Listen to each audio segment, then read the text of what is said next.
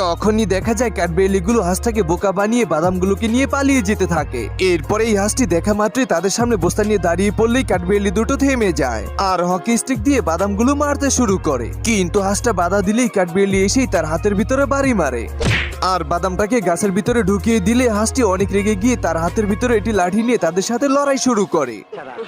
কেমন করে ফুটা বন্ধ করছো? তোরা ক আমার বাইটার জান কোন ফুটাটা বাইরে গেল? কিন্তু এভাবে কাঠবিড়ালিগুলো কোনোভাবে হাঁসটির সাথে পারতেছে না, যার কারণে তারা সবগুলো বাদাম নিয়ে আসে হাঁসটার উপরে অ্যাটাক করার জন্য। এখন তো হাঁসটি শুধুমাত্র চোখে মুখে বাদামই দেখতে থাকে। भाई यहाँ पे क्या हो रहा है भाई? यहाँ पे क्या हो रहा भाई? আর এই ফাঁকে কাঠবিড়ালিগুলো হাঁসটাকে মেরে বাদামগুলোকে তাদের বাড়ির ভিতরে নিয়ে যায়। বাদামগুলোকে না পেয়ে হাঁসটি পাগল হয়ে সেখানে একা একা নাচতে শুরু করে।